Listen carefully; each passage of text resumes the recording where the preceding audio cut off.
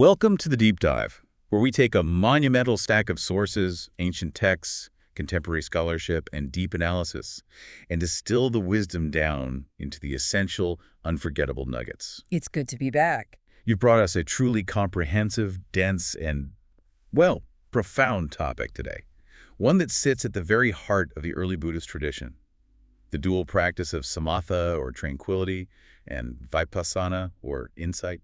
It's a foundational mission, truly. We are diving into the Pali Nikayas, the collection of early discourses, to understand precisely how these two qualities, serenity and wisdom, are meant to be developed and integrated. Right. Our goal is to move past the simple definitions you might find online and really place these practices within the larger transformative context of the path to liberation. Yeah. It's about, building a framework so robust that the concept of self can no longer hold together. Okay, let's unpack this journey.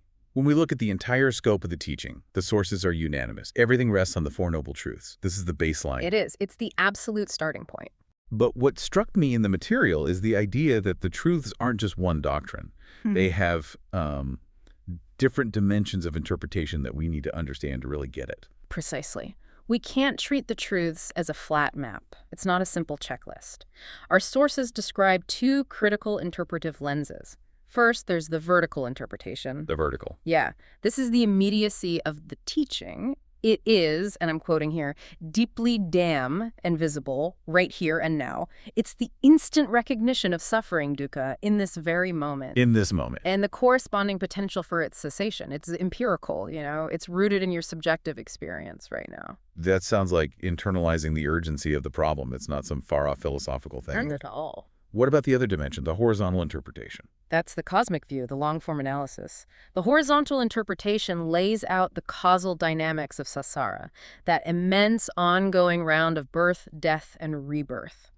This is where the teaching explains how the whole process perpetuates itself, lifetime after lifetime. So it's the full cosmological architecture of suffering. That's a great way to put it. It's the why on a much grander scale. And from this wider perspective, we have to clarify what dukkha actually is. Yeah. Because it's not just transient sadness or feeling down. Yeah.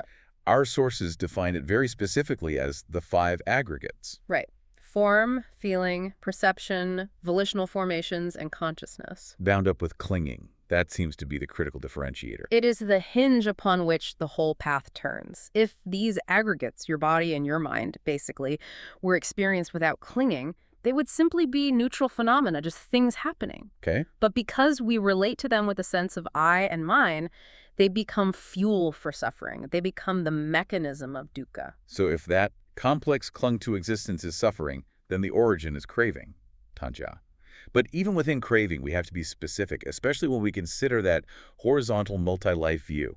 Exactly. We are not just talking about craving a piece of cake right now. That's part of it, but it's small scale. The origin of suffering is identified as a very specific type of craving that fuels the whole samsara cycle. Which is? It's called ponoboa. And this term, it means the craving that is conducive to renewed existence or repeated becoming. This specific craving is the energy that drives the 5 aggregates to reappear after death, ensuring the cycle repeats. Wow. It's the deep, fundamental orientation of the mind toward future continuity, the thirst to be. So if that continuous craving, that ponoboa, is the energy that drives suffering, why do the teachings pinpoint ignorance, avijja, as the deeper challenge? It seems like craving is the immediate action, but ignorance is the root. Because craving depends on ignorance. Craving is a symptom. Ignorance is the disease. When we don't understand reality, when we don't understand the 4 noble truths, we generate actions and desires that inevitably lead to suffering. Inevitable. So the most fundamental challenge is to replace that ignorance with correct cognition, with penetrating wisdom, which is panya. If you eliminate ignorance, the ground for craving just collapses. Let's zero in on this ignorance then. It's not just a blank space in the brain, is it? Our sources describe it as having a dual nature. It's an active force. What does this negative force actually do to our experience? It is an active concealment. This is its negative aspect. Ignorance conceals or hides the true nature of phenomena. The texts call it anya, or unknowing. Think of it like a mental fog machine that's constantly running. Okay, I like that image. Because of this fog, We cannot see the three fundamental characteristics of existence: impermanence, suffering, and non-self, and we consequently fail to understand dependent origination. So, for example, if I'm in a relationship and I just assume it will last forever and I structure my entire emotional life around that certainty, that's ignorance, actively concealing the characteristic of impermanence, right? Exactly. The mind projects stability where there is just constant flux. Precisely. That projection of permanence, that idea that I am solid, this relationship is eternal, this job defines me, that's the act of concealment at work. It prevents us from seeing the raw reality of change and conditioning. Because we did see it. If we saw that everything is rapidly arising and passing away, the foundation for clinging would dissolve. What would you even cling to? Which brings us back to the solution. Wisdom, Panya. But my mind is usually scattered, distracted, leaping from one thought to the next. Or most people's are. And simply will penetrating wisdom into existence. So how do we create the conditions for clear sight? You've hit on the central dilemma of practice. Wisdom can only arise when the mind has acquired the stability necessary to focus closely and remain steadily concentrated on its object. Okay. This capacity for single-pointed focus is samadhi, or concentration. Trying to gain insight with a distracted mind is, as you said earlier, like trying to read fine print on a wobbly surface. It's impossible. That's where the training comes in. We undertake the training in samatha, tranquility, to cultivate that stability. This process draws the scattered, distracted mind inward, Enabling it to settle down, quiet itself, and become still and observant of whatever object we give it. and this framework is beautifully nested within the larger threefold training context. Samadhi, which is the product of samatha, is the second field of training, designated as the higher type of mind. But we can't skip step one. No, you can't. Step one being the moral foundation, sila, the precepts. Why is morality so non-negotiable? Why can't someone just jump straight to concentration? I feel like a lot of people want to. A lot of people do. But morality provides the necessary ground for mental settlement. The sources are very explicit about this. Freedom from gross moral transgression removes what they call cost disturbances. Cost disturbances. I love that term. It's so evocative, isn't it? If you are habitually lying, engaging in harmful behavior, or acting unethically, your mind will be plagued by remorse, guilt, and fear. That mental unrest, those cost disturbances, are enormous obstructions that make deep concentration impossible. So your conscience has to be clear. The mind needs a clean slate and a settled conscience to become quiet. Morality is the foundation upon which tranquility is built, which then supports the edifice of wisdom. You need a still pond for a clear reflection. That's a wonderful way to put it. You can't reflect reality if your mind is constantly being churned by ethical anxiety. Exactly. Now that we have the moral foundation and we are actively training in concentration through samatha, we confront the dynamic relationship between tranquility and insight, samatha and vipassana. Are they two separate tools or do they blend?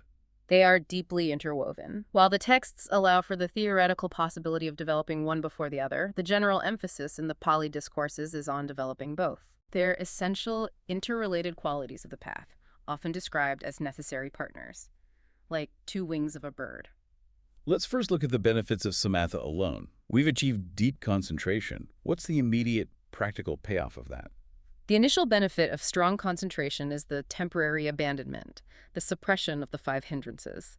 These include sloth, ill will, restlessness, doubt, and crucially, sensual desire, kamaraga. So the mind just gets too quiet for them. The mind is developed into such a profoundly absorbed state that lust simply cannot arise. It has no room. But it's really important for you, the listener, to internalize that word. Temporary. Ah, so this is where the critical difference lies. Yeah. If tranquility is a temporary dam holding back the flood of desire, it doesn't solve the long-term structural integrity of the reservoir. Precisely. You've suppressed the manifestations of craving, but you haven't rooted out the ignorance that generates them. The root cause remains intact. So if you stop, If you stop the concentration practice, the hindrances will inevitably return. Vipassana is the revolutionary tool designed to dismantle the root cause. so if vipassana is the penetrating wisdom, what exactly does it contemplate? Where does the meditator direct this laser-like focus? To gain liberating insight, one must direct attention to the raw, conditioned phenomena of experience, the aggregates, the sense bases, the elements, and view them through the lens of the three marks. Impermanence, suffering, and non-self. Exactly. The meditator can choose one mark as their primary focus, say impermanence, knowing that if they see constant change, the characteristic of non-self and suffering will naturally follow. Oh, interesting. So you don't have to tackle all three at once. No. Or you can move sequentially. Seeing change impermanence leads to seeing unsatisfactoriness suffering, which then leads to seeing the lack of any inherent self. This brings us to a fascinating text that addresses this sequence directly, the Yuganada Sutta. The title itself, Yuganada, means yoked together. It does. And this sutra presents four distinct ways tranquility and insight can combine, which shows tremendous flexibility in the early tradition. It's a crucial text because it refutes any rigid, one-size-fits-all model of meditation. And the first model presented is perhaps the most counterintuitive, given the general instruction to stabilize the mind first. That is serenity, preceded by insight, Vipassan Pubagama Samathan. How does that even work? How does the path start with wisdom and end up with tranquility? This model starts with direct, minute contemplation of the body and mind phenomena exactly as they are occurring in the present moment. So instead of fixing the mind on a single conceptual object. Like a colored disc or the feeling of metta. Exactly.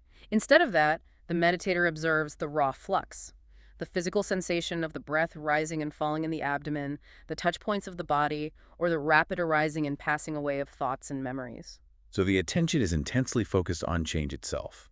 Yes, the mind stabilizes because the focus is so finely tuned to the current reality.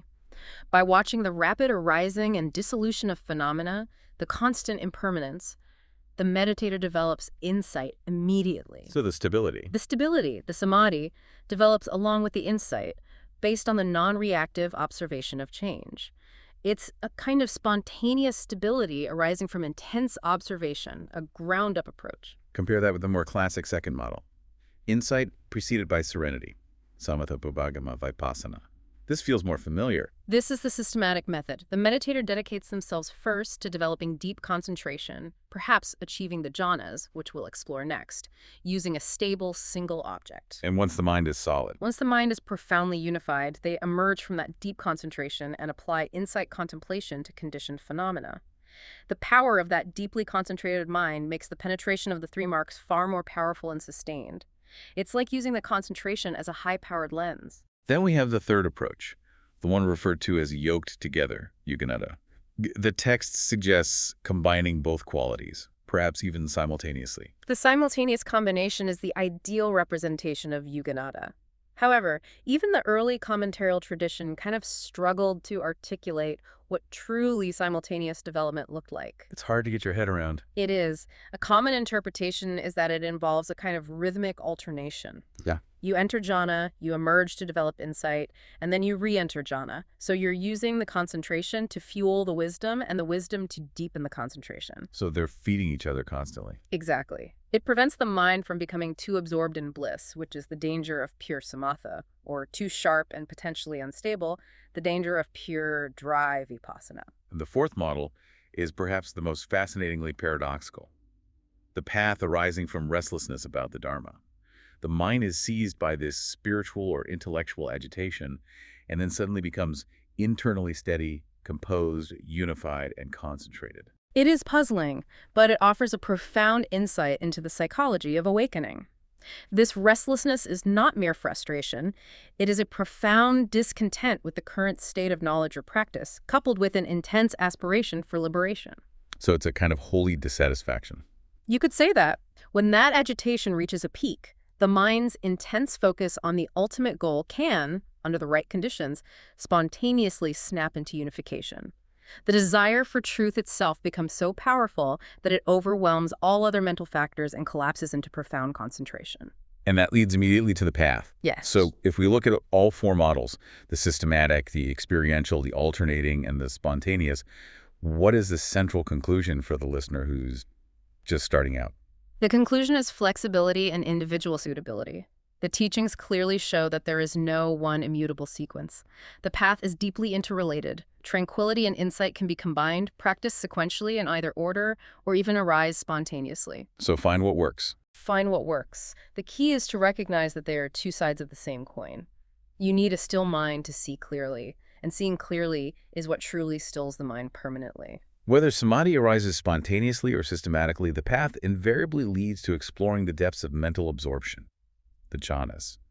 Why are the jhanas, these deep states of concentration, so essential to the path? Well, the power of jhana is its experiential transformation of value. The subjective experience of this deep concentration is described as exceeding anything possible in the sensory world. Anything. Anything. And this realization is crucial because it leads to disenchantment with lesser types of happiness. Why would you cling to the fleeting, conditioned pleasures of sight, sound, or taste when you have access to a profound, unwavering internal joy? Right, it recalibrates your whole reward system. It does. The jhanas effectively redefine what the mind considers happiness. The four jhanas are described as a progressive refinement, a ladder of increasingly subtle states. How does a meditator actually climb this ladder? It sounds less like falling into a trance and more like a focused analytical ascent. It is entirely analytical. Moving from one jhana to the next requires the meditator to perform a deep analysis of their current mental factors. In the first jhana, for example, there are 5 components, including applied thought, vitakka, and sustained thought, vikka. Thinking and reviewing. Right. The meditator realizes these factors of thinking and reviewing are still coarse. They prevent true deep stillness.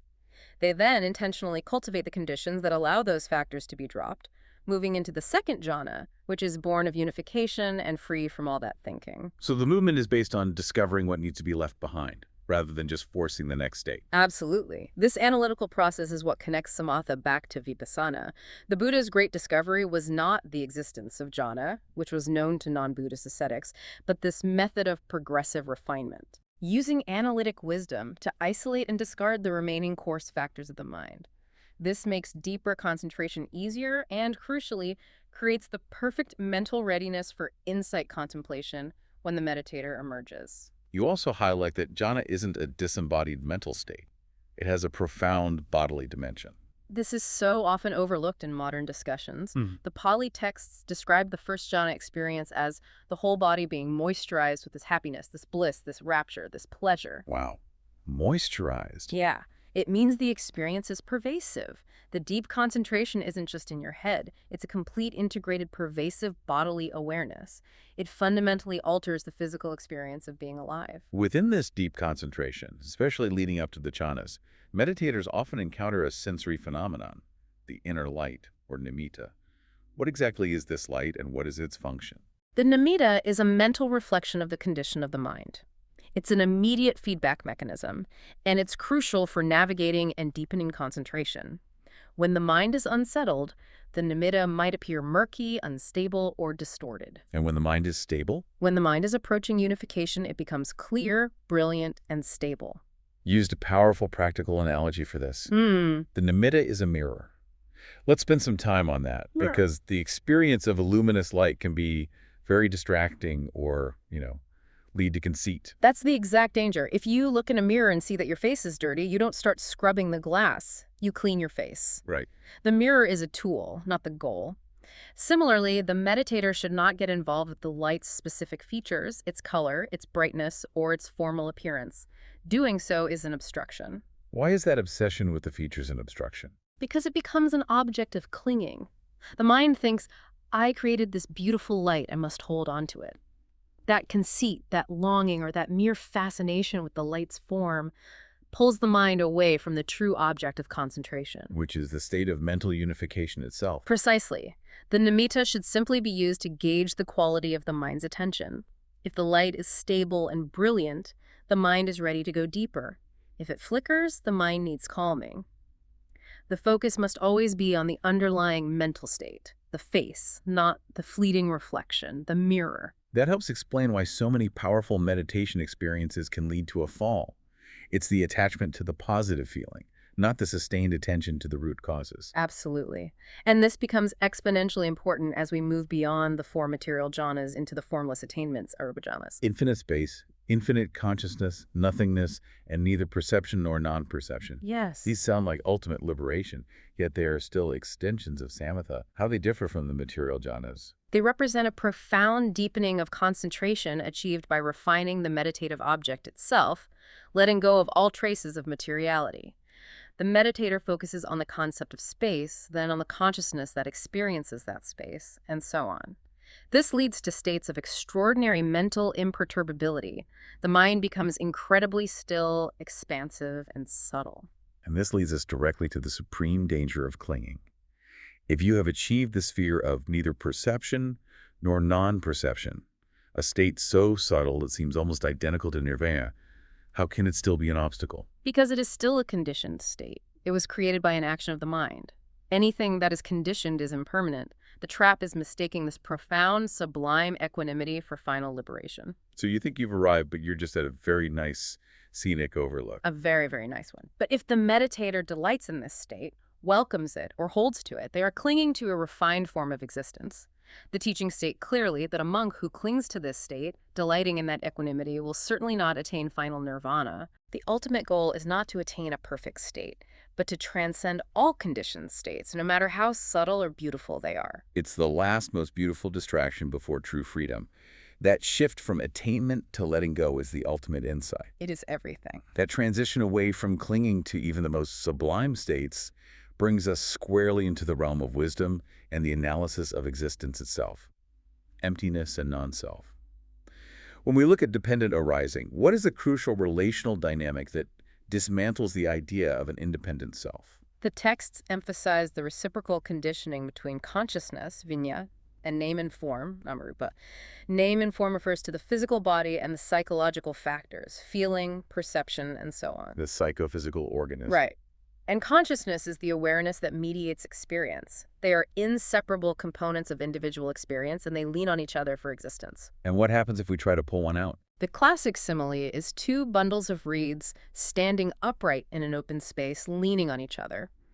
If you take out the bundle representing name and form, the body and mental factors, the other bundle, consciousness, just collapses. It can't stand on its own. And if you take out consciousness, the structure of the aggregates, name and form, collapses as a composite functional entity. That is a powerful illustration. It means that if I try to locate where the self exists, in my body, my feelings, my awareness, it's like grabbing just one reed and the whole provisional structure immediately falls apart because nothing stands on its own. Exactly. Neither consciousness nor name and form has independent existence. They are mere composite bundles depending entirely on each other. This is the ultimate deconstruction of the belief in a solid, enduring being. That's the theoretical insight. How do we bring that radical emptiness, that non-attachment, down into the chaos of sensory input in daily life? The sources offer the powerful, brief Bahá'í instruction. The Bahá'í instruction is perhaps the most direct application of emptiness. Bahá'í was a monk seeking teaching, and the Buddha gave him a radical, immediate instruction. The goal is to remain with pure awareness, avoiding the mental reactions, judgments, and proliferations that usually follow sensory input. So, in the scene, there will be just the scene. Right. And similarly for what is heard, felt, tasted, smelled, or cognized. In a modern context, imagine you are looking at a screen. The act of seeing is primary, but immediately the mind layers in, I like this, I dislike this reminds me of that time, I must acquire this. All that mental chatter. All that chatter is the proliferation that creates the illusion of a self standing behind the senses, judging the input. And the Bahá'í instruction cuts that off at the root. You remain with the raw, pure act of experiencing the seeing, and thereby avoid taking a stance on the senses themselves, their objects, or the consciousness that mediates them. The moment you avoid the reaction, you avoid creating the I that is involved in the experience. Successful practice of this instruction means cultivating a mind that doesn't generate identification or conceit from any sensory input. It's radical non-participation in the ego's commentary. If the Bahá'í instruction is the sudden, sharp application of emptiness, the gradual entry into emptiness described in the Kusunyata Sutta seems to be the methodical, slow-burn approach. This is a meditative progression, not just a philosophical concept. It is a profound, step-by-step methodology for realizing supreme emptiness, and the core dynamic is critical. The meditator must constantly discern what an experience is empty of, while simultaneously recognizing what it is not empty of. Okay, that's a subtle but important distinction. It is. This technique ensures they move past the current state without clinging to it. Can we trace that trajectory? Where does the meditator begin and where do they go? You start with a tangible environment. You recognize that your secluded dwelling is empty of the noise and distraction of a village. But it is not empty of monks, Or perhaps the mental perception of the walls or the earth element. So you're refining your focus. You leave behind the coarser perception, the village, to focus on the subtler one. The monks, the earth element. It's a method of intentional mental isolation. It is. You systematically eliminate the coarser, dualistic perceptions. The meditator progresses by leaving behind the perception of the forest and people to focus only on the earth element, then leaves the earth element to focus on the unitary perception of infinite space, and progresses upward through the formless attainments. So you keep letting go of the container to focus on what's contained and then let that go too. Exactly. Each stage is recognized as being empty of the previous coarser stage, but not empty of its current highly refined object. And this means that even after achieving those profound, vast arupa jhanas, the progression is not complete. What is the very final step in realizing supreme, liberating emptiness? The final crucial step is recognizing that even the most sublime, refined states, the formless attainments and the associated signless concentration, are still conditioned. They are products of the mind, and therefore they are impermanent. There it is again, impermanence. The meditator must let go of the idea of attaining or holding on to any state, no matter how elevated. That ultimate letting go. That final surrender leads to supreme emptiness, which is the unconditioned liberation of the mind through the eradication of the influxes, sensual desire, the desire for continued existence, and ignorance. The whole trajectory, this entire gradual process, serves one ultimate purpose: the complete and absolute giving up of all notions of I, me, and mine. That surrender is liberation. That's it. We've moved from the high-level analysis of samsara and the subtle architecture of jhana down to the ultimate insight of emptiness. Now let's anchor this radical wisdom back in the most tangible, accessible practices, the satipatthana, or the foundations of mindfulness. We begin with the most grounding practice, mindfulness of the body, kaigatsati. This practice is critical because the body is always present. It provides a constant, stable anchor that is not easily lost, unlike subtle thoughts or emotional states. Kayagatasati cultivates a receptive, open, and continuous awareness of the whole physical form, even during daily activities. The sources illustrate the need for this continuous awareness with a powerful visual, the simile of sustained balance. Yes. Imagine you're walking through a crowd carrying a container full of oil in your head. You must maintain perfect, unwavering balance and attention so that you do not spill a single drop. I can feel the tension just thinking about it. Right. That constant centering attention, integrating the body into your awareness as you move and act, perfectly illustrates the necessary role of whole body awareness. It's not just about sitting meditation, it's about making mindfulness a continuous, active presence. The practice then shifts to specific ways of viewing the body, starting with the contemplation of anatomy. This seems designed to shock us out of our habitual attraction and repulsion. Absolutely. The core goal here is to achieve neutrality. The texts provide a list of body parts, including those we find attractive like hair and skin, and those we instinctively find repulsive, pus, bile, phlegm.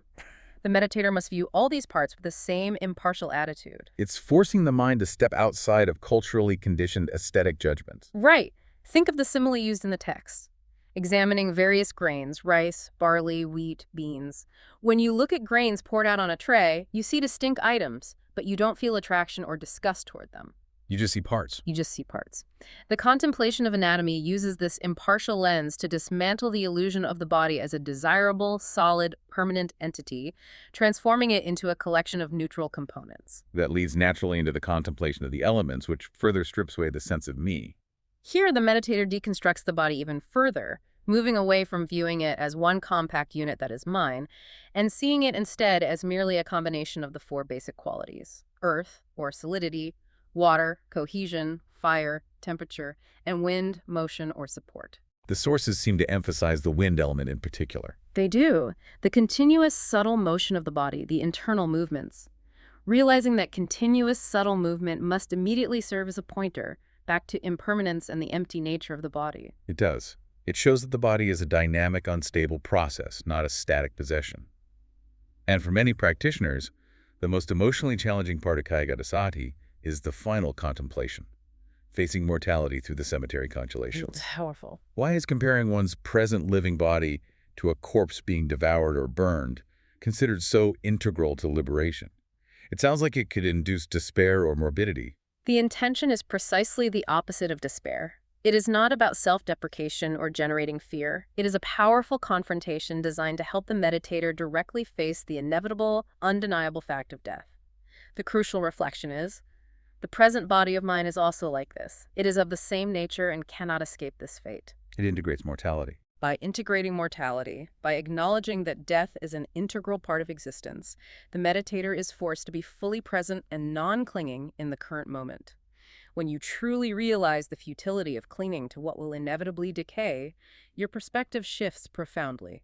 It is a practice of ultimate realism. Moving from the body, let's transition to the practice that often forms the bridge between samatha and vipassana, mindfulness of breathing, apanasati. This practice is structured into 16 steps, linking the body, feeling, mind, and dhammas, or phenomena. Anapanasati is a comprehensive roadmap. It shows how satipatthana seamlessly contributes to both deep concentration and liberating wisdom. It starts with the most basic observation and ends with the deepest insight. In the first tetrad, which focuses on the body, the fourth step is calming bodily activity. For many listeners, that suggests trying to stop the breath entirely. What did the sources clarify this instruction to mean? This is a crucial clarification. The instruction does not imply forcing the breath to cease, which only happens naturally in the fourth jhana.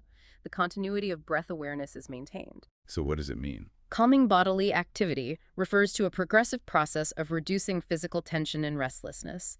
The meditator breathes in and out, relaxing the shoulders, the face, the stomach, calming activity rather than stopping the function. This physical relaxation naturally precedes the mental experiences of rapture and happiness described in the subsequent tetrads. That makes perfect sense. It's an instruction for progressive relaxation that paves the way for deeper stability. And the culmination of the 16 steps is found in the fourth tetrad, focused entirely on pure insight, or dhammas. Yes, this final stage is pure vipassana. It begins with the contemplation of impermanence, seeing everything as rapidly changing. This leads to the contemplation of dispassion, seeing phenomena move away and disappear without attachment, and then cessation, seeing the ending prominently. And the final step. The entire practice culminates in the factor of letting go. The final instruction is explicitly about realizing the conditioned nature of everything seen, felt, and thought, and releasing any hold on it. This is the direct counterpart to the refrain found throughout the Satipatthana Sutta, abiding independently without clinging to anything in the world. So the breath becomes the vehicle for non-clinging. Exactly. We've seen the path relying on ethical foundation, mental stabilization, and intellectual wisdom. But the early path also places immense value on cultivating universal, wholesome emotions, the divine abodes or Brahma-viharas. Metta, karut, mudita, and upekkha. Loving kindness, compassion, sympathetic joy, and equanimity. How do these emotional practices fit into the path to liberation? Are they just moral imperatives, or do they function as meditative tools? They are powerful meditative tools that fundamentally reshape the mind's response patterns. Their merit is highly praised. The cultivation of metta, even for a brief moment, surpasses great material offerings. It sets the foundation of non-harming and universal benevolence. But the sources also provide an important ranking, suggesting that wisdom is superior to sheer emotional goodness. That's correct.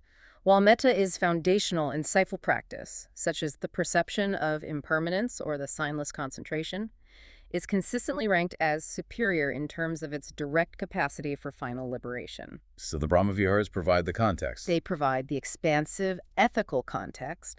Wisdom provides the penetrating, liberating blow. Let's discuss how the cultivation of these states expands. When we radiate these emotions outward, our sources make a distinction between mahagata and apamaka. Mahagata translates to becoming great or expansive liberation.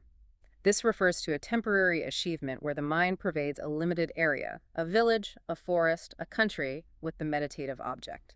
It has boundaries. Whereas the true nature of the Brahma-viharas is boundless. Yes, apamata is achieved through radiation in all directions, without confine or measure.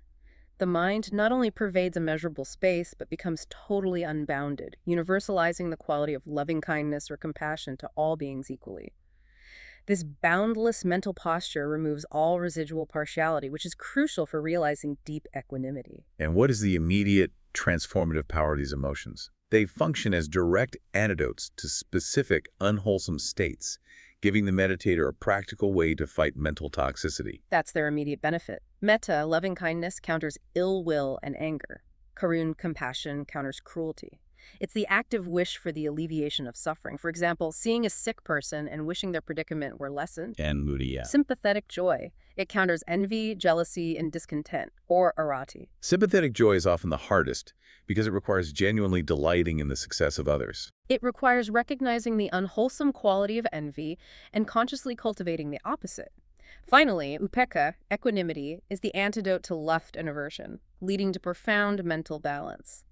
Equanimity is the capacity to hold experiences without emotional bias, which is the necessary prerequisite for achieving deep insight. What's fascinating is how these practices, rooted in emotion, can actually ascend the ladder of concentration. Is there a culmination and integration where the Brahmaviharas can lead into the formless attainments? There is a clear correspondence. For example, cultivating boundless karuna, compassion, can lead to the sphere of infinite space because the mind focuses on the endless reach of suffering and the desire to alleviate it. Ah, I see the connection. Mudita, sympathetic joy, can lead to infinite consciousness, and upekkha, equanimity, can be used as the object leading to nothingness. This shows that the formless attainments can arise not just from abstract mental gymnastics, but from the full development of pure, universal, wholesome emotion. Finally, we see that the awakened one, the Tathagata, continues to practice restraint and seclusion, even after achieving final liberation. Why does the Buddha maintain this practice? If the work is done, why is the effort maintained? The sources outline two crucial reasons, both rooted in wisdom and compassion. The first is simply for their own happy abiding. It is the natural, appropriate, and pleasurable expression of being awakened, delighting in quiet, secluded, and silent places. And the second reason? The second reason connects back to the Brahmaviharas, compassion for later generations. The continued practice of seclusion and restraint sets an undeniable, living example for others to emulate. It teaches that proper conduct and attention are integral aspects of the path, not just tools to be discarded upon enlightenment. We have journeyed through the entire structure of the early past today, moving from the cosmological problem of ponobha and ignorance to the practical application of body mindfulness and the boundless cultivation of the heart. The synthesis, for you, the listener, must be clear. The essential path demands the seamless integration of samatha, the stable, concentrated mind, and vipassana, the penetrating wisdom that sees the three marks. It all has to work together. All of this practice, every meditative momentum, is fundamentally aimed at dismantling ignorance, avidya, and achieving the ultimate goal of non-clinging, the radical letting go of self. Before we close the books on the content, there's a vital meta point you raised about the sources themselves that is crucial for any learner approaching these ancient texts. Yes. Understanding the sources themselves and their context. Yes. When engaging with the Pali discourses, one must adopt a systematic approach, recognizing that no single sutta contains the entire picture. Each text is merely a snapshot, often tailored to a specific individual or circumstance. Right. Trying to extract a passage out of context to support a preconceived idea is the primary risk of misinterpretation in early Buddhist studies. You need to gather the whole picture across dozens of snapshots. And when comparing parallel versions, Pali, Chinese, Tibetan, we find natural variations. What does this tell us about the history of the texts? It reveals the profound dynamics of a long, communal oral transmission. These texts were recited, not read, for 4 centuries before being written down.